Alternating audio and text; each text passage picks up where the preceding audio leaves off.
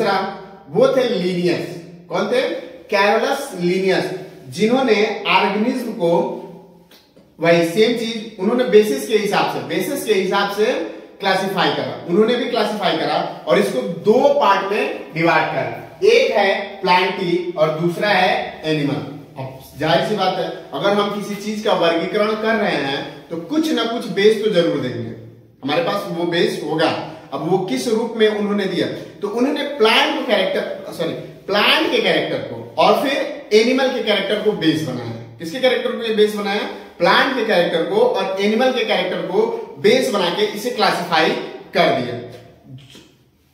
अब इसके बहुत सारे नुकसान भी थे, ड्रॉबैक्स थे, या बहुत सारे ये थ्योरी एक्सेप्ट नहीं हुई थी। हम बात करेंगे कि क्यों ये थ्योरी एक्सेप्ट नहीं हो पाई थी। तो पहले हम बात कर लेते हैं उन्होंने किन किन कैरेक्टर को। तो पहला कैरेक्टर जो था उन्होंने सेल वॉल लिया था, प्लांट का कैरेक्टर कि उनमें सेल वॉल प्रेजेंट होता है, लेकिन एनिमल में वही सेल वॉल एब्सेंट होता है। दूसरा, सेल वॉल के अंदर इनऑर्गेनिक क्रिस्टल का फॉर्मेशन होता है, लेकिन एनिमल्स में वो क्रिस्टल एब्सेंट होते हैं। प्लांट का जो प्लांट का जो सेल होता है उसके अंदर सेंट्रल वैक्यूल प्रेजेंट होते हैं। आपने देखा होगा कि अगर सेल का स्ट्रक्चर बना रहे हो तो बड़ी बड़ी दो, जिसको राजधानियां कहते हैं, सेंट्रल वैक्यूल्स होती हैं, लेकिन ये एनिमल सेल्स में जो वैक्यूल्स हैं एनिमल सेल्स में एब्सेंट होती हैं। और मेन कैरेक्टर इनके न्यूट्रिशन का भी था। एक प्लांट अपने भोजन को खुद बना सकते थे, वो ऑटोट्रॉफिक है कि वो सूर्य के प्रकाश में अपना भोजन क्या करेंगे, बना लेंगे, लेकिन एनिमल्स ये कैरेक्टर, उनके पास ये कैरेक्टर नहीं था। एनिमल्स को वो फूड के लिए प्लांट के ऊपर डिपेंड रहेंगे। दूसरा, अब देखिए, अब एनिमल का कैरेक्टर था, क्या था कि उनके अंदर एक्सक्रीटरी सिस्टम प्रेजेंट है, उनके सेंस ऑर्गन काम करते हैं, उनकी नर्वस सिस्टम यानी तंत्रिका तंत्र काम करती है। क्या करती है? तंत्रिका तंत्र काम करेगी, लेकिन ये सभी चीजें प्लांट में क्या थे? एब्सेंट थे, प्लांट में एब्सेंट थे। तो इस बेसिस के जितने मैंने कैरेक्टर्स बताए, इस बेसिस के हिसाब से लिनियस महोदय ने दो भाग में डिवाइड करा था, प्लांट और एनिमल। लेकिन इनकी थ्योरी आगे चलकर एक्सेप्ट नहीं की जा सकती। क्यों? क्योंकि कुछ कैरेक्टर, अब हम वर्गीकरण कर रहे हैं तो जाहिर सी बात है उसको उसी ग्रुप में होना चाहिए, किसी और ग्रुप में नहीं होना चाहिए, तो वो एक्सेप्ट नहीं करी जा सकती। क्यों? उसका रीजन था। जैसे पहला रीजन अगर हम बात करें, बहुत सारे रीजन है लेकिन हम कुछ ही दो चार की बात करेंगे, वीडियो बहुत लंबा हो जाएगा इस वजह से। पहला है यूग्लिना। क्यों? यूग्लिना एक ऐसा एनिमल है कि वो दोनों प्रकार के भोजन का निर्माण कर सकता है। वो होलोजोइक भी करता है और ऑटोट्रॉफिक, यानी कि ये दूसरे एनिमल्स को खा के जिंदा रह सकता है, या फिर अगर अनफेवरेबल कंडीशन हो तो इसमें फोटोसिंथेटिक के भी कैरेक्टर प्रेजेंट है, ये अपना खाना खुद बना सकता है। तो आप इसको कहां रखोगे? अभी इन्होंने तो एनिमल का भी कैरेक्टर रखा हुआ है, प्लांट का कैरेक्टर भी रखा हुआ है। स्पॉन्जेस की बात करें तो इसको एनिमल्स में रखा गया, लेकिन ये ब्रांच निकालते हैं प्लांट के लिए। स्पॉन्जेस का अगर फिगर देखो तो उनमें ब्रांचेज होते हैं तो प्लांट की तरह। अब इनको रखा हुआ है प्लांट में और ये शो कर रहे हैं एनिमल का कैरेक्टर। और तीसरा, यूनिसेलुलर एनिमल्स, जैसे मान लो एल्गी की हम बात करें, क्लेमाइडोमोनास, हमने प्लांट में कहा था कि ये ग्रोथ करते हैं और नॉन मोटाइल होते हैं। एक कोई भी प्लांट एक जगह से दूसरे जगह नहीं जा सकता, उनमें ग्रोथ होती है, वो नीचे से ऊपर की तरफ में बढ़ेंगे लेकिन मूव नहीं करेंगे, अपने एक स्थान से दूसरे स्थान पे नहीं जाएंगे। लेकिन क्लेमाइडोमोनास जो है वो मोटाइल है, यानी कि वो एक स्थान से दूसरे स्थान पे जाएगा भी, एक स्थान से दूसरे स्थान पे जा भी रहा है और उसके साथ ये अपना भोजन क्या करेगा, खुद भी बना सकता है। ये फोटोसिंथेटिक कैरेक्टर को भी अपने पास रखता है, फोटोसिंथेटिक कैरेक्टर को क्या करेगा, अपने पास रखेगा। और सबसे मोस्ट इंपॉर्टेंट फंजाई। अब फंजाई को इन्होंने रखा था प्लांटी में, लेकिन फंजाई का प्लांट का सबसे जो मेन कैरेक्टर रखा था इन्होंने, वो यहां पे रखा था सेल वॉल का प्रेजेंट होना। किसका प्रेजेंट होना? सेल वॉल, जो कि फंजाई नहीं शो करता था।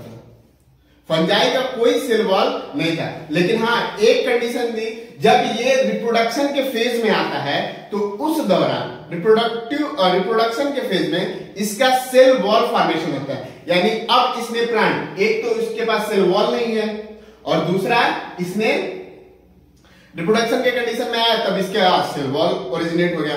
तो आप किस में रखेंगे? आप खुद कंफ्यूज हो जाओगे कि आप प्लांट में रखोगे कि एनिमल में रखोगे। कभी कभी ऐसा होता है कि घर का एक सदस्य अगर हो तो वो पता नहीं चलता है कि कैसा है। आप ये क्लासिफाई नहीं कर पा रहे हो कि वो ऊपर जाना चाहता है कि नीचे रहना चाहता है या मीडियम में रहना चाहता है, आप नहीं जान सकते। कब क्या वो करेगा, घर वाले उससे परेशानी रहते हैं, चाहे कुछ भी कर लो, बड़ा हो छोटा हो, घर वाले उससे हमेशा तंग रहेंगे। तो ऐसे ही ये सारे कैरेक्टर, अब देखो यहाँ पे एक और कैरेक्टर था, ये वायरस का होना।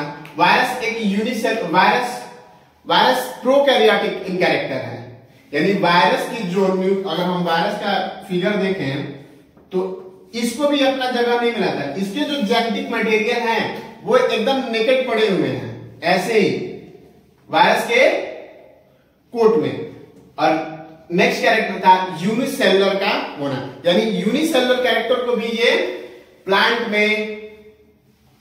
के अंदर रख रहे हैं। तो क्लासिफिकेशन इनका नहीं माना गया कि इस वजह से कि बहुत सारी यहां पे कंफ्यूजिंग आइटम्स थी जो आपको कंफ्यूज कर देंगी। ठीक है, अब हम चलते हैं नेक्स्ट पे कि हमारा 3 किंगडम क्लासिफिकेशन, यानी कि 3 जगत वर्गीकरण, और ये दिया गया था हेकल के द्वारा। इन्होंने क्या करा कि जितने भी इनमें से इन्होंने बहुत एक अच्छा काम करा कि जितने भी यूनिसेलुलर एनिमल्स थे, यूनिसेलुलर एनिमल्स, उन सबको निकाल के एक अलग ग्रुप बनाया और जिसको नाम दिया इन्होंने प्रोटिस्टा। जिसको क्या नाम दिया? प्रोटिस्टा इन्होंने नाम दिया। एक अलग ग्रुप बनाया और इसको नाम दे दिया प्रोटिस्टा, और प्रोटिस्टा के अंदर इन्होंने यूनिसेलुलर एनिमल्स को रखा। इसके साथ साथ इन्होंने फंजाई और एल्गी को भी रखा था, लेकिन ये रखे हुए थे उन्होंने on the basis of tissue differentiation. फिर बाद में इन्होंने क्या करा कि फंजाई को उस ग्रुप से बाहर निकाल दिया। फंजाई और एल्गी को क्या करा, उन्होंने उस ग्रुप से बाहर निकाल दिया, और इस तरह से प्रोटिस्टा में बच गए केवल यूनिसेलुलर एनिमल्स। तो 3 किंगडम क्लासिफिकेशन में 3 ग्रुप में बटा, एक प्लांट, प्रोटिस्टा, एनिमल। यहाँ पे अगर परिवार में अगर एक परिवार है, वहां पे एक लड़का होता है जिसको कहीं जगह नहीं मिलती है, बेचारा यहाँ पे यही है फंजाई, जिसको कहीं पे भी जगह नहीं मिली, न इसको प्लांट में रखने लायक समझा जा रहा था, न इसको एनिमल में रखने लायक समझा जा रहा था, न अब ये प्रोटिस्टा में आ सकता था। तो क्या फिर से इन्होंने दोबारा इसको फंजाई को क्या करा, फिर से ये प्लांट में चला गया, प्लांट के बाद फिर गया, तो फिर इसके साथ अभी भी अच्छा नहीं हुआ। अब 4 किंगडम सिस्टम में इसके साथ क्या होता है कि 4 किंगडम सिस्टम में अब तक ये दिया गया था, 4 किंगडम क्लासिफिकेशन जो है ये दिया गया था कोपलैंड के द्वारा। किन्होंने दिया? कोपलैंड ने दिया। अब कोपलैंड ने दिया तो उन्होंने क्या करा, अब तक इलेक्ट्रॉन माइक्रोस्कोप की खोज हो चुकी थी। क्या हो गई थी? अब तक इलेक्ट्रॉन माइक्रोस्कोप की खोज हो चुकी थी, और खोज हो जाने के कारण अब आसानी से आइडेंटिफाई किया जा सकता था कि सेल के अंदर, किसके अंदर, अगर कोई सेल है तो सेल के अंदर कौन सा न्यूक्लियस प्रेजेंट है, वो प्रोकैरियोट है या यूकैरियोट है, प्रोकैरियोट है या यूकैरियोट है।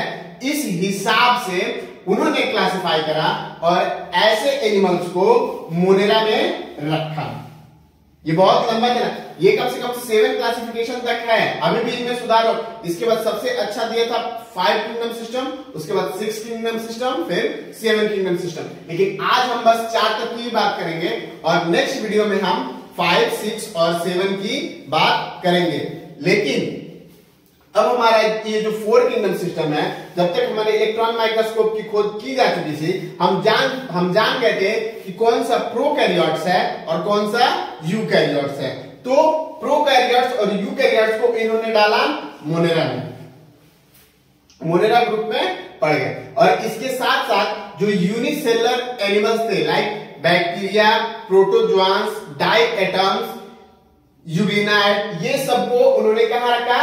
मोनेरा में। बाकी प्रोटिस्टा था ही हमारा, फिर प्लांट में, अब फंजाई फिर से हमारा प्लांट में आ गया, और फिर ये एनिमेलिया जो एनिमल का कैरेक्टर रखे हुए था। तो ये हो गए हमारे बायोलॉजिकल क्लासिफिकेशन के 4 किंगडम। अब बाकी के जो बचे हैं उसको हम कवर करेंगे नेक्स्ट वीडियो में। तो आप जब ये वीडियो देख रहे हो तो रिक्वेस्ट है आपसे कि प्लीज आप इसे लाइक, सब्सक्राइब एंड शेयर करें। और हाँ, सबसे मोस्ट इंपॉर्टेंट, अगर आपको वीडियो अच्छी लगी हो तो कमेंट में जरूर लिखें। अगर आपको किसी टॉपिक पे वीडियो चाहिए तो वो आपको आसानी से मिल जाएगी, आप उस टॉपिक पे वीडियो बना दिया जाएगा। आपको किसी भी सब्जेक्ट का, हमारे पास टीचर्स हैं और वो आपको उस टॉपिक का, पर्टिकुलर उस टॉपिक का वीडियो बना के दे देंगे। आप बस कमेंट सेक्शन में वो लिख दो कि आपको किस टॉपिक पर वो वीडियो चाहिए, चाहे वो जीएस की हो, चाहे वो साइंस की हो, या फिर मैथ्स की हो, इंग्लिश की हो, वो सारे वीडियोस आपको इजीली अवेलेबल हो जाएंगे हमारे इस चैनल पे, नॉलेज पॉइंट प्लस पे। तो please like, share and subscribe. आप जितना से जितना हो सके इसे सब्सक्राइब करिए। धन्यवाद।